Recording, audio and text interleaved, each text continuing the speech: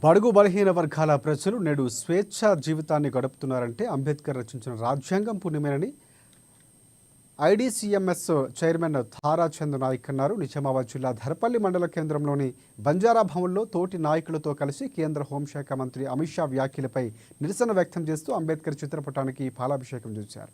అనంతరం మీడియాతో మాట్లాడుతూ కేంద్ర హోంశాఖ మంత్రి అమిత్ షా అంబేద్కర్పై చేసిన వ్యాఖ్యలు తీవ్రంగా ఖండించారు.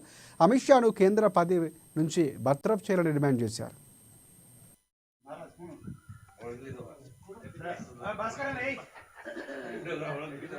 రాజ్యాంగ ముసాయిదా పైన జరుగుతున్నటువంటి చర్చలో భాగంగా పార్లమెంట్ హాలులో బాబాసాహెబ్ అంబేద్కర్ గారిని కించపరిచే విధంగా మాట్లాడడం, ఇది యావత్ భారతదేశంలో ప్రపంచంలోని ప్రతి ఒక్కరికి అవమానపరిచినట్టు ఇలా బాబాసాహెబ్ గారిని అవమానపరచడం, ఇలా బీజేపీ ప్రభుత్వము మతాలను కులాలను సమాజాన్ని విడగొట్టి రాజకీయం చేస్తా ఉంది. ఇలా ఎస్సీ ఎస్టీ బీసీలకు ఇలా బీజేపీ ప్రభుత్వము గత 11 సంవత్సరాల నుంచి కేంద్రంలో ప్రభుత్వాన్ని ఏర్పాటు చేసుకొని పరిపాలన చేస్తా ఉన్నారు.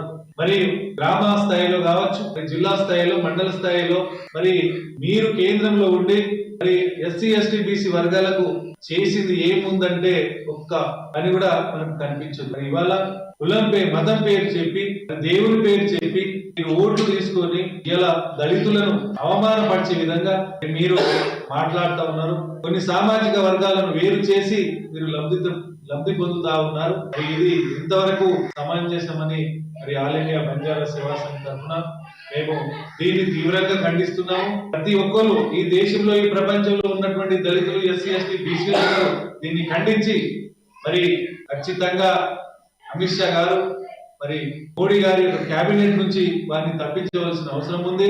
వారు బీజేపీ పార్టీ తక్షణమే ఈ వర్గానికి డాక్టర్ బిఆర్ అంబేద్కర్ గారికి క్షమాపణ